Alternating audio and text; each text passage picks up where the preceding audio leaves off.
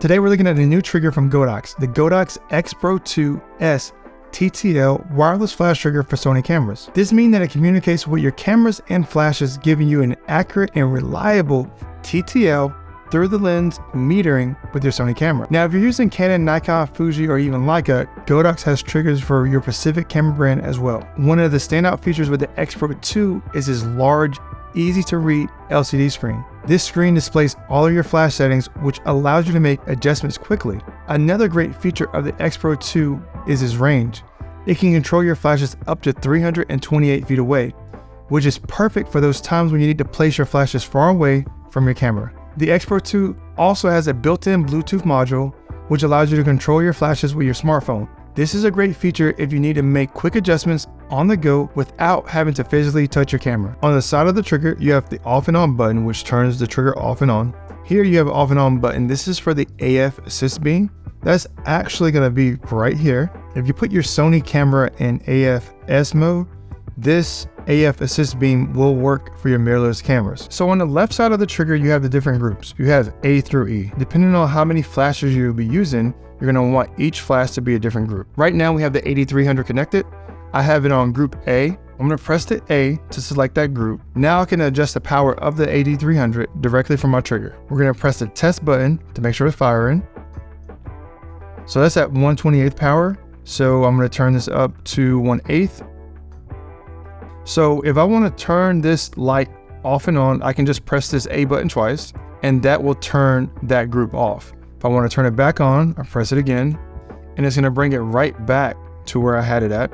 Right now I'm in manual mode on my flash. If I press the mode button, it's going to turn it off. If I press the mode button again, it's going to turn it to TTL. Right now the TTL is set to 0. For some reason I want a little bit more light. Let's say I had a grid on it and I want to push a little bit more light out of it. I can just roll this wheel and give it +1 all the way up to +3 on the TTL. And if for some reason you want less light, you can go to -3 on TTL. If I had other lights that I wanted it to adjust, I can just press these different buttons on the side, or I can press this arrow here to go up and down the different groups. On the bottom of the trigger, there are 4 buttons, which is identical to the original XPro trigger: all, sync, zoom, and the modeling lamp. If you press the all button, this is going to let you select all of the groups and change them all together. The sync button turns on high-speed sync. This will let you shoot over your camera's sync speed, which traditionally is 1/250th. The zoom button lets you control the zoom of your speed lights and the 80-100 Pro. If you press the modeling light, this is going to turn the modeling light on. With the original XPro 1 trigger, you only could turn the modeling light off and on. Now with this new trigger, you actually can adjust the brightness of the modeling lamp. I'm going to select A, group A. I'm going to hold the modeling lamp. Now you're going to see that percentage is lit up. So now I can lower this to 10%, or I can turn it all the way up to 100%. If you want to see where your light is falling at and try to get that catch light, you can turn the modeling lamp on, and before you even take a test shot, you can get the angle right, the height right, and all those different adjustments. If you want to take advantage of this, make sure all of your lights firmware is up to date. Now, if you press and hold the mode button, this will lock your screen so you can't make any adjustments. And then if you press and hold it again, it'll unlock your screen. You have the test button here. I typically press this test button once I have all my lights on. That way I know they're in the correct groups and channels before I start making different adjustments. If we're working with just one light and you want to see that a little bit clearer, you can press this magnifying glass, and that's going to bring up the settings just for this one light. And as you see, you can see this a lot clearer versus when you're having all the groups activated and you're adjusting them independently like that. So you press the menu button, that's going to take you to the menu. And the first one is how you're going to adjust your different channels. You can also do a scan. This is going to search for the best signal so you don't have any interference. If you're doing an engagement session in a very popular location, like on a Saturday or something, and all the photographer lights are triggering each other's, do that scan and it's going to tell you the best channel to put it on. You got the Bluetooth. This is how you're going to connect your trigger to your smartphone. So if you go into step, I actually already have mine on 1/512. Sometimes when I was using my 8600 and it's getting darker, even at 1/28 it's too much power.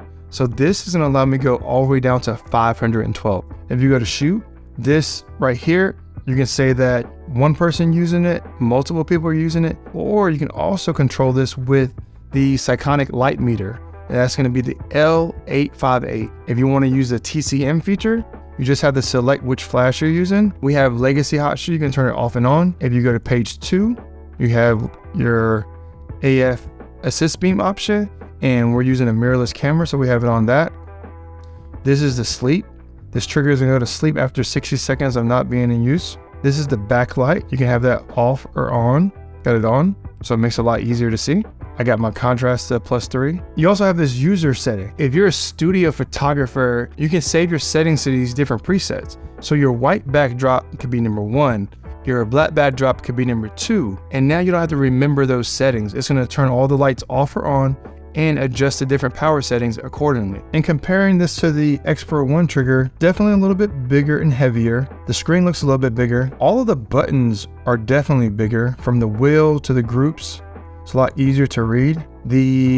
For these 4 buttons down here on the bottom, they're actually written on the actual buttons versus on the actual trigger itself. One problem that people had on the original XPro 1 trigger was the battery door. This will come off and on really easily when I'm pulling it out of my bag. So like this one, see how easy it is to pop this one off? One hand. This one, I can't do that. This does take 2 AA batteries to power it. You can see that the AF assist beam is also a little bit different as well. This has the new locking feature to connect it to your camera. So instead of twisting it, you just twist it and it locks in place. See, the older one, you have to twist it down to lock it in place. Over here on the side, they got rid of this little flap. You have a USB-C cable here to update your trigger and the PC remote. Drop a comment below and let me know if you guys are gonna be upgrading to this XPro 2 trigger, or if you're just gonna stick with your original XPro 1 trigger and it's working just fine for you.